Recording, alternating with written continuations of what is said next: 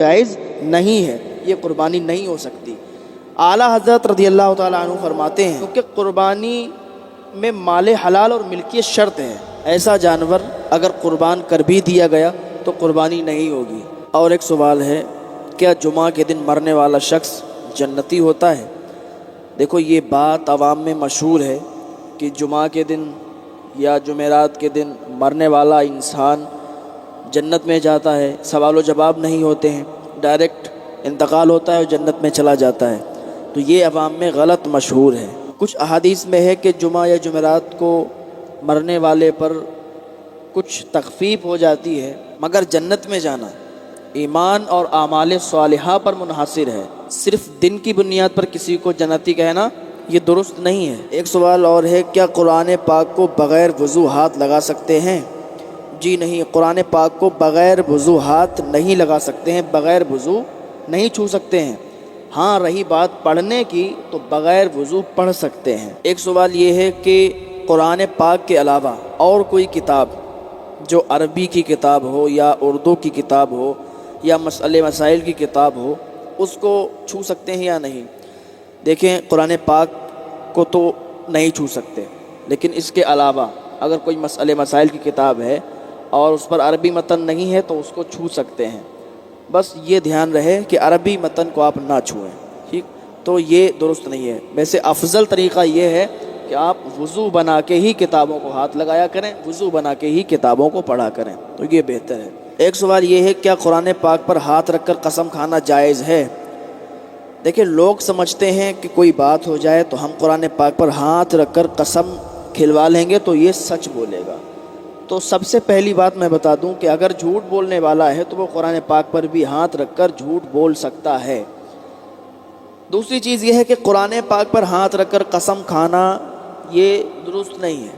قسم صرف اللہ رب العزت کی کھائی جاتی ہے، لوگ اللہ رب العزت کی قسم کھاتے ہیں، وہ درست ہے، اس کے علاوہ کوئی قسم کھانا درست نہیں۔ ایک سوال یہ ہے، کیا اذان سن کر فوراً بات روکنا ضروری ہے؟ بالکل، اذان اگر ہو رہی ہے تو فوراً بات روکنا ضروری ہے، اذان سنیں بھی اور اس کا جواب بھی دیں۔ ایک سوال یہ ہے، کیا بیٹا پیدا ہونے پر خوشی منانا اور بیٹی پر افسوس کرنا جائز ہے؟ یہ جاہلیت کا تصور ہے۔ اسلام میں ایسا کچھ نہیں ہے کہ بیٹا پیدا ہو تو خوشی منائیں اور بیٹی پیدا ہو تو غم منائیں۔ بیٹی جس گھر میں پیدا ہوتی ہے اس گھر میں اللہ کی رحمتیں نازل ہوتی ہیں، اللہ کی رحمتوں برکتوں کا نزول ہوا کرتا ہے۔ بیٹی اللہ کی رحمت ہے۔ حضور پاک صلی اللہ تعالیٰ علیہ وسلم نے ارشاد فرمایا کہ جس نے اپنی 3 بیٹیوں کی پرورش کی، ان کی اچھی تربیت کی، گویا کہ وہ جنت کا حقدار ہو گیا۔ ایک سوال یہ ہے، کیا ہر خواب کی تعبیر لینا ضروری ہے؟ خواب کی 3 قسمیں ہیں، 3 طرح کے خواب ہوتے ہیں۔ ایک رحمانی خواب اللہ رب العزت کی جانب سے، ایک شیطانی وسوسے اور ایک نفسانی خیالات۔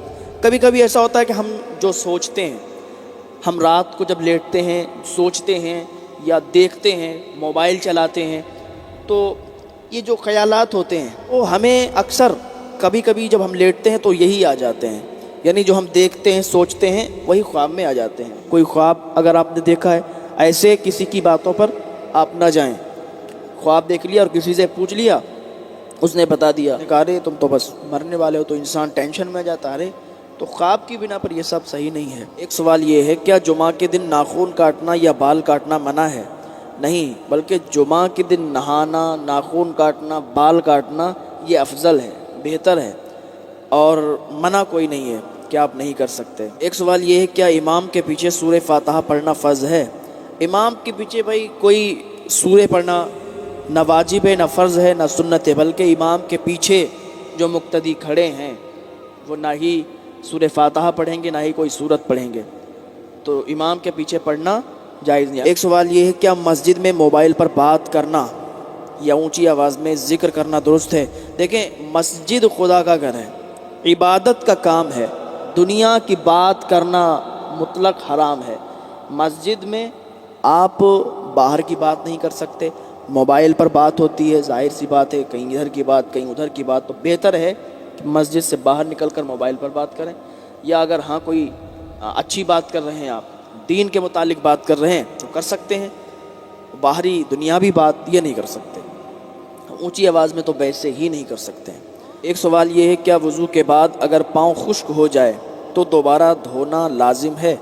نہیں، ایسا کچھ نہیں ہے۔ اگر وضو صحیح طریقے سے بن گیا ہے تو پاؤں سوکھ بھی گیا تو کوئی بات نہیں، لیکن اگر صحیح طریقے سے وضو نہیں بن پایا تو پھر وضو بنائیں گے، اس میں پاؤں بھی دھوئیں گے، لیکن اگر وضو بن گیا ہے، پاؤں سوکھ گیا تو کوئی بات نہیں۔ ایک سوال یہ ہے کیا خواب میں نبی اکرم صلی اللہ تعالیٰ علیہ وسلم کی زیارت ہر حال میں سچی ہوتی ہے؟ جی بالکل، حضور پاک صلی اللہ تعالیٰ علیہ وسلم نے فرمایا کہ جس نے مجھے دیکھا اس نے سچ میں مجھے دیکھا۔ حضور پاک صلی اللہ تعالیٰ علیہ وسلم کو اگر خواب میں دیکھتے ہیں تو واقعی آپ حضور پاک صلی اللہ تعالیٰ علیہ وسلم کو دیکھتے ہیں، کیونکہ شیطان حضور پاک صلی اللہ تعالیٰ علیہ وسلم کی شکل اختیار کر کے خواب میں نہیں آ سکتا۔ ایک سوال ہے کیا نکاح سے پہلے دولہا کا مسجد میں نفل پڑھنا سنت ہے؟ دیکھیں یہ بہت اہم مسئلہ ہے۔ آج کل کیا برسوں سے آپ بھی دیکھتے آئے، ہم بھی دیکھتے آئے، اتنی عمر ہو گئی کہ اگر کسی کی شادی ہوئی تو سہرا بندھا اور اس کے بعد کیا ہوا کہ مسجد میں گئے اور نفل نماز پڑھی جا کے، سر پر سہرا ہے، پھول ہیں لٹک رہے ہیں پورا سہرا نیچے تک، اور وہ نماز پڑھ رہے ہیں۔ مسجد میں کبھی فرض نماز پڑھنے کے لیے جھانکنے کے لیے نہیں گئے، اور آج جب شادی ہو رہی ہے تو نفل نماز پڑھنے کے لیے اور وہ 15-20 کا ہجوم لے کے مسجد میں پہنچ گئے۔ نکاح سے پہلے 2 رکعت نماز نفل ادا کرنا یہ صحابہ سے ثابت ہے، لیکن جو آج ہمارے معاشرے میں ہو رہا ہے، جو آج ہمارے یہاں لوگ کر رہے ہیں کہ مسجد میں سہرا باندھ کے نماز ادا کر رہے ہیں اور صحیح طریقے سے نماز ادا بھی نہیں ہو رہی ہے، وہ نماز نہیں ہو رہی بلکہ وہ دکھاوا ہو رہا ہے، ریاکاری ہو رہی ہے کہ دیکھو ہاں ہم بھی کر رہے ہیں۔ ایسا کرنا درست نہیں ہے، اس سے ثواب نہیں بلکہ گناہ ملے گا۔ یہ ریاکاری ہو گئی، دکھاوا ہو گیا، لہٰذا ان باتوں سے بچنا چاہیے۔ فرض نماز پڑھتے نہیں ہیں اور نفل نماز پڑھنے کے لیے لوگوں کو دکھانے کے لیے جاتے ہیں، یہ درست نہیں ہے۔ ہاں اگر آپ پڑھنا چاہتے ہیں تو اکیلے چلے جائیں، نہ کہ سہرا باندھ کے جائیں، پھولوں کے مالا ڈال کے جائیں، آپ سادہ طریقے سے چلے جائیں، مسجد میں 2 رکعت نماز نفل ادا کریں، چلے آئیں، یا گھر پہ ہی 2 رکعت نماز نفل ادا کر لیں۔ ایک سوال یہ ہے کیا نکاح صرف مسجد میں ہی ہونا چاہیے؟ دیکھیں نکاح مسجد میں ہو جائے تو بہتر ہے، مسجد کے علاوہ کسی بھی جگہ پر نکاح ہو سکتا ہے۔ ایک سوال یہ ہے کیا لڑکی قبول کرتی ہے یا اجازت دیتی ہے؟ دیکھیں یہ بہت اہم مسئلہ ہے، بہت سے لوگ یہی نہیں جانتے ہیں کہ لڑکی قبول کرتی ہے یا اجازت دیتی ہے۔ ایک جگہ جانا ہوا ہمارا تو ایک صاحب نکاح پڑھانے کے لیے آئے ہوئے تھے، انہوں نے کہا چلو بھائی لڑکی کے پاس، لوگوں سے کہا، اور لڑکی کو بھی نکاح قبول کرانا ہے۔ تو ہم نے نکاح قبول کرانا ہے، لڑکی تو اجازت دے گی؟ بولے یہاں ایسا ہی ہوتا ہے، لڑکی بھی قبول کرتی ہے، لڑکا بھی قبول کرتا ہے۔ تو میں نے یہ کیسے ہو سکتا ہے؟ نکاح ایجاب و قبول کا نام ہے، تو لڑکی اجازت دیتی ہے، لڑکا قبول کرتا ہے، یہ یاد رکھیں۔ بہت زیادہ عوام میں غلط طریقے سے مسائل مشہور ہیں، لہٰذا ان پر غور و فکر کرنے کی ضرورت ہے، ان پر روشنی ڈالنے کی ضرورت ہے۔ ایک سوال ہے کیا دلہن کا مکمل میک اپ مردوں کے سامنے آنا جائز ہے؟